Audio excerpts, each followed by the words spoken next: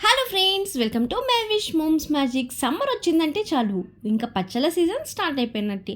పచ్చళ్ళు పెట్టుకోవాలి, కష్టము, బయట నుంచి తెచ్చేసుకున్నాం అని అనుకుంటారు చాలామంది. కానీ ఎంత సింపుల్గా చేసుకోవచ్చో మన ఇంట్లోనే టేస్టీగా అద్దిరిపోయే పచ్చళ్ళని ఈజీగా ఎలా చేయాలో చూసేద్దాం రండి. ఇంతకీ ఏం పికిలో తెలుసా? మనందరి ఫేవరెట్ ఆమ్లా పికిల్.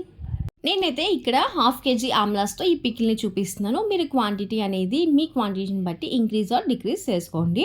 ముందుగా హాఫ్ కేజీ ఉసిరికాయలు తీసుకుని నీట్గా వాష్ చేసి తడేమీ లేకుండా ఆరబెట్టేసుకున్న తర్వాత ఘాట్లు పెట్టుకోవాలన్నమాట. ఘాట్లు పెట్టేసుకొని ఒక పావు కేజీ పల్లి నూనెలో ఈ ఉసిరికాయలు వేసి మంచిగా ఫ్రై చేసుకోవాలి. ఉసిరికాయ అనేది కొంచెం ఎక్కువ ఫ్రై అవుతూనే మనకి పచ్చడి అనేది నిలువ ఉంటుంది. ఉసిరికాయలు అనేవి లో ఫ్లేమ్లో పెట్టి మనం కుక్ చేస్తేనే లోపల దాకా కుక్ అవుతాయి అన్నమాట. సో మన పచ్చడి పాడవకుండా ఉంటుంది.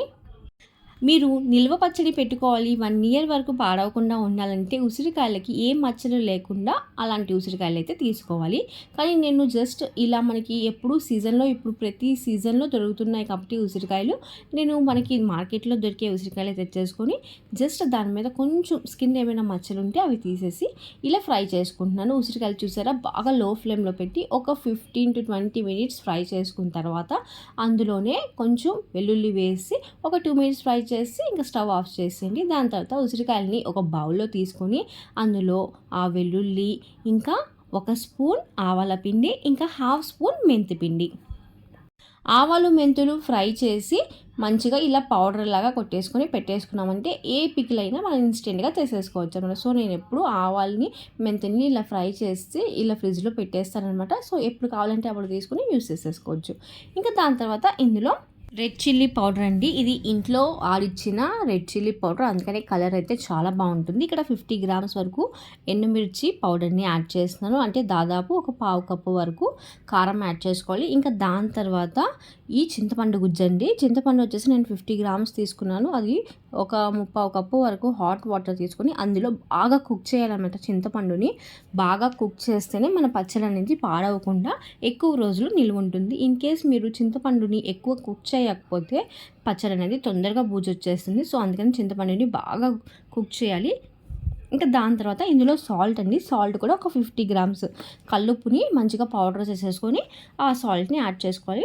పావు కప్పు వరకు సాల్ట్ని కూడా యాడ్ చేసేసుకున్న తర్వాత ఇంకా మనం ఫ్రై చేసి పెట్టుకున్న ఆయిల్ ఉంది కదా, ఉసిరికాయలు ఫ్రై చేసిన ఆయిల్ బాగా చల్లారిన తర్వాత అప్పుడు వేసుకోండి. ముందే వేసేస్తే బూజు అనేది వస్తుంది అనమాట. సో ఇవన్నీ వేసి బాగా కలుపుకోవాలి.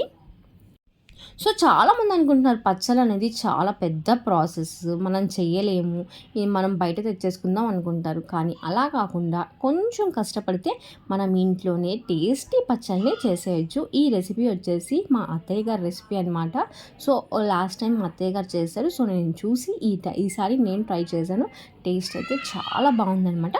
3 days బాగా ఊరనివ్వాలి. 3 days ఊరిన తర్వాత చూసారా, ఫైనల్గా మన పచ్చడి అయితే రెడీ అయిపోయింది. వేడి వేడి అన్నంలో ఇలా ఉసిరికాయ పచ్చడి వేసుకొని తింటే టేస్ట్ మాత్రం అదిరిపోతుంది అనమాట. సో 3 days అలాగే ఉంచేసి ఒకసారి సాల్ట్ని ఆయిల్ని చెక్ చేసుకోండి. ఇన్ కేస్ మీకు ఆయిల్ తక్కువ అయితే యాడ్ చేసేసుకోండి. ఇన్ కేస్ ఆయిల్ కూడా తక్కువ అనిపిస్తే ఆయిల్ని కొంచెం హీట్ చేయండి. హీట్ చేసిన ఆయిల్ని ఇందులో యాడ్ చేసేసుకోండి, సరిపోతుంది. మన పచ్చడి ఎక్కువ రోజులు నిల్వ ఉండాలంటే మంచి ఉసిరికాయలు తీసుకోవాలి. ఇంకా చింతపండు గుజ్జుని కూడా మంచిగా కుక్ చేసుకోవాలన్నమాట. ఇన్ కేస్ మీకు చింతపండు ఇష్టం లేదు అంటే మీరు సేమ్ ప్రాసెస్లో నిమ్మకాయ రసాన్ని కూడా యాడ్ చేసుకోవాలన్నమాట. అది చాలా బాగుంటుంది, ఇన్స్టెంట్గా చేసేసుకోవచ్చు. అండ్ ఇదే ప్రాసెస్లో మనం ఉసిరికాయలు చిన్న ముక్కలతో కూడా పచ్చడి పెట్టేయచ్చు. సేమ్ ప్రాసెస్లో ఉసిరికాయని చిన్న పీసెస్గా కట్ చేసేసుకొని ఇలా ఫ్రై చేసేసుకొని జస్ట్ ఇలా అన్నీ మిక్స్ చేసేసుకోవడం అంటే ఆ టేస్ట్ కూడా చాలా బాగుంటుంది. ఇంకా వైటమిన్ సి ఎక్కువగా ఉండే ఆమ్లాని కంపల్సరీ తీసుకోవాలన్నమాట. ఏదో ఒక రూపంలో మనం డైట్లో అయితే ఇంక్లూడ్ చేసుకోవాలి. సో ఆమ్లా బాగా ఊరిపోయింది అనమాట. 3 days తర్వాత మనం పికిల్ మంచిగా ఊరిపోయిన తర్వాత ఇంకా జార్లో ఇలా గాజు సీసాలో స్టోర్ చేసి పెట్టుకోవాలన్నమాట. అంతే అండి, ఎంతో సింపుల్ అండ్ టేస్టీగా అండ్ హెల్దీ అయిన ఆమ్లా పికిల్ని రెడీ అయిపోయింది. మీరు తప్పకుండా ట్రై చేయండి. ఇంకా లాస్ట్లో అలా మిగిలిపోయిన పచ్చళ్ళలో కొంచెం వేడి వేడి అన్నం వేసుకొని అలా కలుపుకొని తింటే ఆహా ఇంకేం కావాలి చెప్పండి, టేస్ట్ అయితే అదిరిపోతుంది. మీరు తప్పకుండా ట్రై చేయండి. అండ్ ఈ రెసిపీ ఎవరైనా ట్రై చేసుంటే కామెంట్ చేసేయండి. వీడియో నచ్చితే లైక్ చేసేయండి. అలాగే మన ఛానల్ని ప్లీజ్ సబ్స్క్రైబ్ చేసుకోండి. ఇంకా మీకు ఏ పికిల్స్ కావాలో కామెంట్ చేసేయండి. నెక్స్ట్ వీడియోస్ అయితే షేర్ చేస్తాను.